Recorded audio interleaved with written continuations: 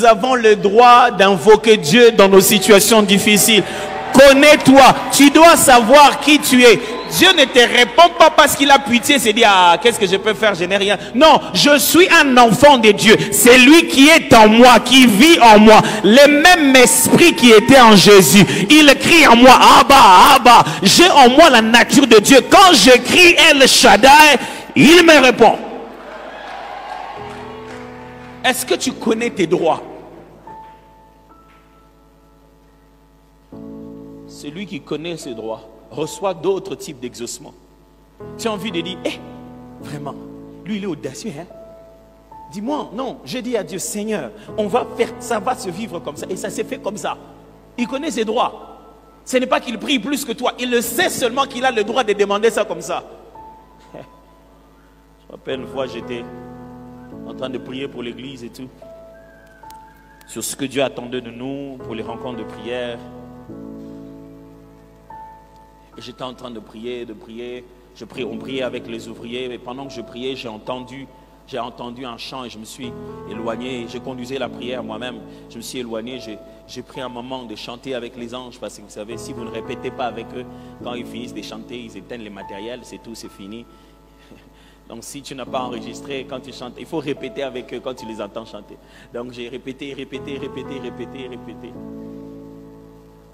Mais je n'arrivais pas encore à articuler ça. C'était dans une langue qui ne m'était pas habituelle. Donc j'ai répété, et je continue à chanter ça dans cette langue. Et à un moment, je suis rentré à la maison, je priais pour l'église. Et je commençais à entendre les paroles clairement, à les articuler. Et Dieu m'a dit, voilà, c'est comme ça que j'aimerais que vous m'appelez. Et les paroles disaient, Atanaye bambalebele nabeta kokoko makomi eloba polele nazana droit koluka nzambe na pokwa to na tongo nazobelela yo moya nolie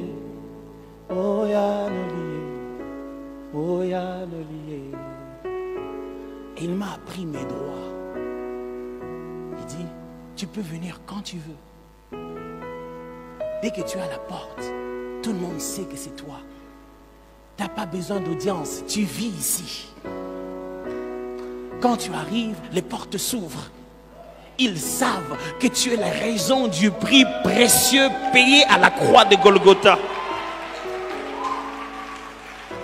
Dès que tu parles, les anges montent sur l'échelle parce qu'ils doivent monter et descendre sur le Fils de l'homme. Amener au nom de Jésus, à cause des phrases que tu dis, tu as des droits ici. Mais frère, pourquoi nous gênons? Nous ne supplions pas, nous usons de nos droits que nous avons. Est-ce que tu connais tes droits? Dieu se dit, c'est à lui. Mais c'est à lui au moment où il le faut. Le problème, c'est que quand nous demandons, nous n'aimons pas rester dans la politique du temps favorable. Je vais vous apprendre quelque chose dans l'art de la prière. Quand vous priez, mes frères et sœurs, ne faites pas des demandes n'importe comment. La première des choses que vous devez être capable de reconnaître avec précision, c'est dans quelle saison vous êtes. Quand vous êtes dans la saison de la chose à demander, vous êtes garanti du résultat. Vous savez, des fois, les gens, oh Seigneur, donne-moi le mari. Non, il y a des moments où tu sens que j'arrive à la période où je dois me marier. Pas parce que j'en ai envie. Tout concourt, tout me montre que je suis dans cette saison. C'est à ce moment-là, quand tu demandes, pas direct. Parce que ce que tu demandes, ce n'est pas un besoin que tu as seulement. C'est Dieu qui a placé en toi le vouloir, la capacité de reconnaître la saison. Normalement, c'est à ça que devraient servir les prophéties. À vous donner des orientations dans les temps, des grands repères dans votre destinée pour que vous connaissiez le comportement affiché lorsque vous aurez les signes. Dieu vous donnera au temps favorable. Le temps favorable, j'entends les gens dire, ah pasteur, mais le temps favorable de Dieu là, ce n'est pas notre temps. Non, Dieu n'a pas de temps favorable à lui qu'il a réservé pour lui. Non, c'est ton temps favorable à toi, c'est toi qui ne le connais pas. Vous savez, des fois dans la prière, on décrit Dieu comme un tyran. Tu lui parles, mais il va faire en fin de compte ce qu'il veut. C'est quelle relation ça? Le problème est celui-ci. Toi, tu es aveugle. Toi, tu es ignorant. Tu ne sais pas. Quand Dieu prend ses décisions, ce n'est pas pour faire le boss. C'est par amour à cause de ton ignorance. les temps favorables de Dieu, ce n'est pas son temps favorable. C'est le temps favorable pour toi. Le moment où tout en toi s'est aligné. Est-ce que quelqu'un m'entend de quoi je parle ici? Si toi tu prends ton temps à juste faire ce que Dieu attend de toi maintenant, tu auras toujours la capacité de te fixer au temps favorable de Dieu. Tu vas être synchronisé avec le ciel. Et Jésus, vous savez comment il nous a enseigné ça? Très simple. Quand vous priez, dites, c'est toujours dans les textes que je vous ai lus. Notre Père qui est aux cieux, que ton nom soit sanctifié, que ton règne vienne, que ta volonté soit faite sur la terre comme au ciel. Littéralement, ça veut dire ceci, que ce qui se passe au ciel soit synchronisé avec la terre. Que moi et le ciel, nous bougeons au même moment. Que ce que tu as vu que je devais être, je sois dans le temps de l'être à chaque instant. Avez-vous déjà regardé un clip qui est désynchronisé? Un clip vidéo. C'est-à-dire, vous regardez, la musique joue, mais nous on chante en retard. Vous avez déjà vu ça? Vous voyez comment ça fait bizarre? On chante, mais les paroles, c'est ce qu'on appelle désynchro. L'un a parlé, l'autre arrive en retard. Alors Jésus dit ceci, quand vous priez, dites, notre Père, je ne veux pas être en désynchro avec le ciel. Je vais juste être en train de faire. Les paroles que les gens entendent étaient déjà... Vous savez comment se fait les clips? Les gens ne chantent pas à ce moment-là. Ils prennent le son du CD. Au moment où ils font le clip, ils ne chantent même pas. Mais vous les entendez à temps avec quelque chose qu'il a fait dans le studio il y a des mois. Ça veut dire ceci. Il y a un projet que Dieu a fait il y a des mois. Moi, je veux seulement faire sur la terre comme ça. Vous me voyez bouger. Oh, il n'a même pas fait d'effort. Mais ça marche. Ça marchait depuis longtemps. Depuis longtemps. Tu es en train de regarder les clips. Le studio a été fait il y a longtemps. Je prie Dieu qu'après ces 40 jours, tu sois à nouveau synchronisé avec le plan de Dieu dans ta vie. Que tu ne sois plus en retard. Il y a des gens, Dieu le regarde. Il n'est pas là où il devait être. Il dit, mais j'ai envoyé qu'on dépose ça là-bas. Toi, tu es encore derrière comment? Mais j'ai déjà envoyé ça te précéder, là tu dois arriver. Pourquoi tu as pris cet autre chemin? Le temps favorable de Dieu. Dieu te donnera au temps favorable. Est-ce que vous avez compris ce que ça veut dire le temps favorable? Le temps favorable, ce n'est pas quand Dieu le voudra. Non, le temps favorable, c'est quand tout va s'aligner.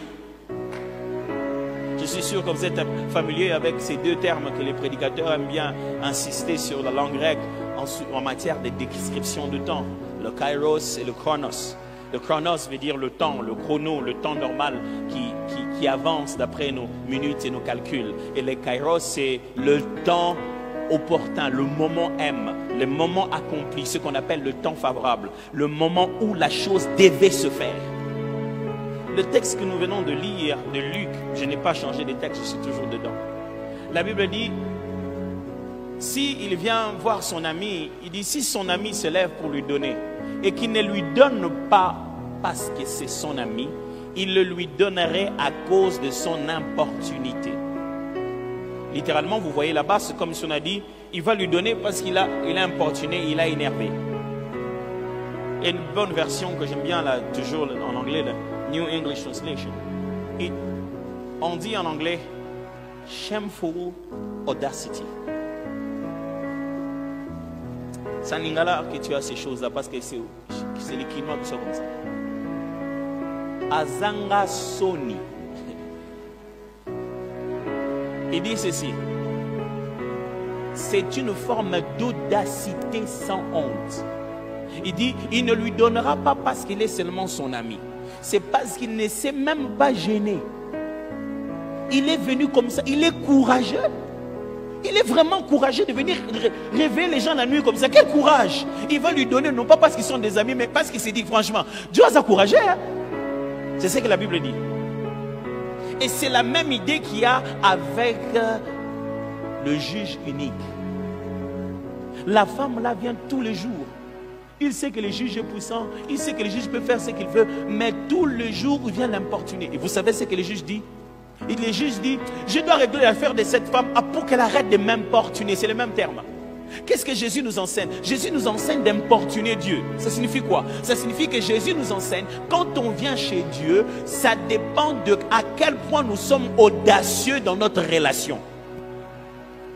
Je vais répéter ça. On a une relation, je vais parler à la relation tout à l'heure, mais ça dépend de l'audace de notre foi. Pour la même chose, quelqu'un peut faire une folie et il voit Dieu, tu te dis, il y a des gens qui ont la foi. La foi requiert d'être un tout petit peu nzunzu. J'ai traduit, nzunzu vient de l'hébreu. Non, c'est pas de l'hébreu. Ça veut dire la foi requiert un moment d'être audace. Il n'y a pas de foi en zone de confort. La foi, c'est sortir de sa zone de confort. Ça te demande de l'audacité de quitter la barque et de tenter de mettre ta jambe sur l'eau que tu connais, que cette eau-là, selon le principe d'Archimède, ça va m'avaler. Mais parce qu'il a dit, viens, je prends le courage de mettre. Écoutez-moi, vous ne pouvez rien recevoir de Dieu si vous n'êtes pas capable de risquer avec votre foi. Non, la prière ne marche pas dans les zones de confort. J'ai prié, j'ai un peu fait ma part. Je veux voir jusqu'à ce que Dieu va faire quelque chose. Ah.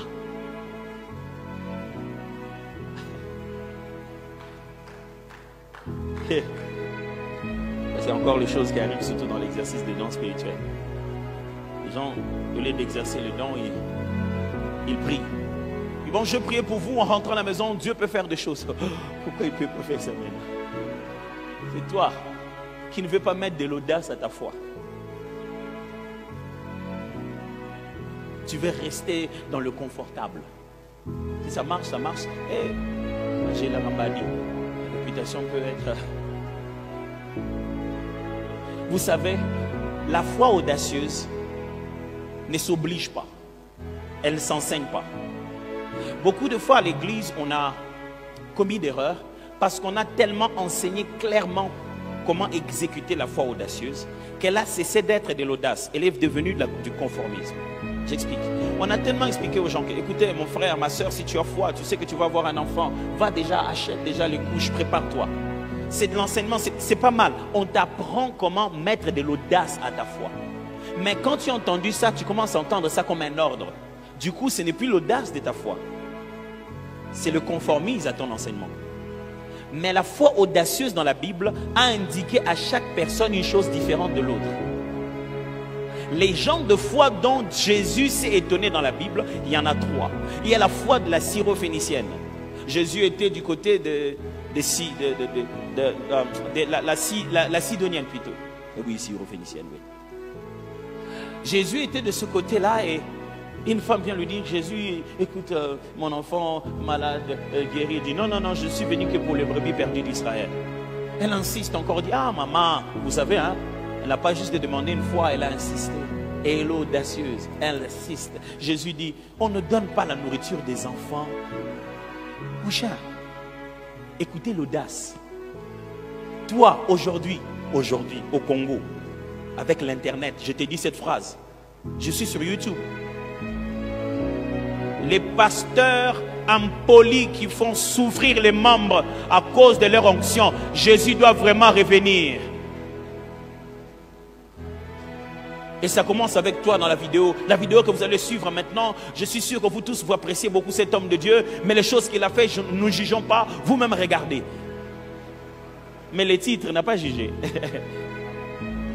Le pasteur, il a dit à cette femme, on ne peut pas donner la nourriture des enfants aux chiens. Qui est les chiens? Il a insulté cette femme, il a appelé les chiens.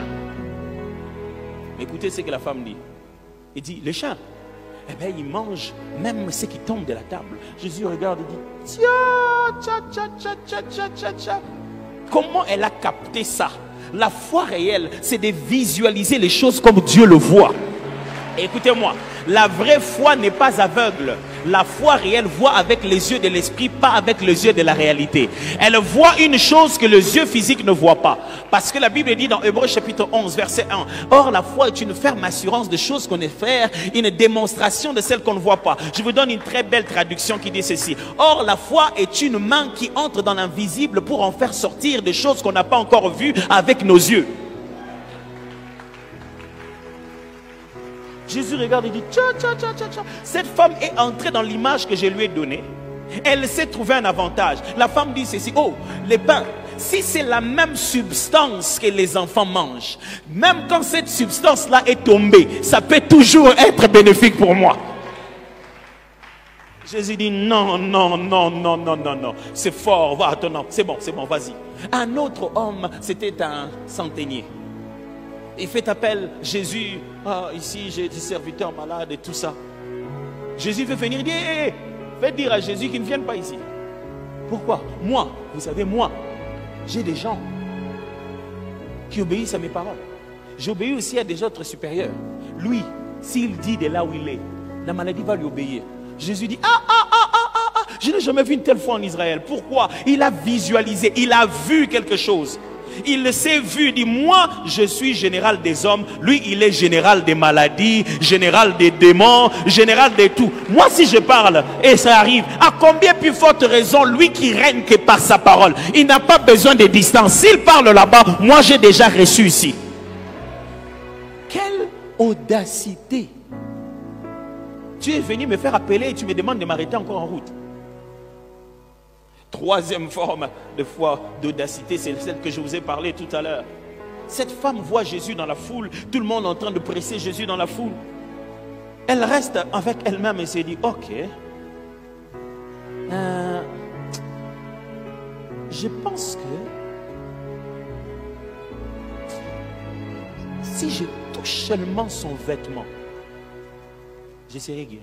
Qui t'a dit ça, madame? Je ne vais pas pour essayer. Je vais pour être guéri. Et qu'est-ce que ça me demande? Juste de toucher son vêtement. Elle dit, si je touche son vêtement, elle s'est déjà vue guérie juste en touchant les vêtements. Et quand elle est venue avec cette audace que personne n'avait, elle a touché Jésus de derrière. On parle même de son talit. Allez, longue histoire. Mais certains sous-entendent que c'est possible que ce soit le pan de sa robe ou que ce soit le pan de talit, c'est-à-dire les genres de choses que les Juifs portaient pour leur prière, juste le pan. Parce que dans le judaïsme, les pans de leur tenue devaient être pliés d'une certaine manière, de fois pour des raisons de prière. Elle dit, si je touchais ça, je serais guéri. Elle a déjà vu sa guérison. C'est pour ça quand elle va toucher Jésus, ça ne dépend plus de Jésus. Quand il touche Jésus avec cette audace de foi, ça ne dépend plus de Jésus. Mais qui lui a dit ça? Regardez très bien. Les hommes et les femmes ont commencé à être guéris bizarrement, pas parce que Paul ou Pierre ou lesquels de disciples leur a dit, prenez ma mouchoir, amenez chez vous, mettez et vous serez guéris. Non, la Bible dit, les gens ont commencé eux-mêmes à prendre les mouchoirs des apôtres. Et lisez bien les textes, la Bible dit, ils prenaient leurs mouchoirs, ils mettaient même sur les gens qui avaient des esprits mauvais, et les esprits mauvais sortaient. Il n'y a pas eu un enseignement sur prenez mon mouchoir, mais il y a eu une foi tellement audacieuse qui a cru que la personne là a reçu une onction spéciale, que ce n'est pas seulement sa salive ni seulement sa parole, mais tout ce qui sort de l'intérieur de lui devient une manifestation de la puissance de Dieu. Ce n'est pas à moi de te dire viens touche mes jambes, viens touche ma robe, ou passe sur moi, donne-moi, fais-moi un cadeau. Non, c'est à ta foi de te dire hey, si je fais ça, j'aurai ça. Je le crois tellement. Et c'est pour ça que les gens ont posé des actes d'audacité de foi, mais ils n'ont pas vu les résultats. Parce que ce n'était plus de l'audace, c'était devenu du conformisme.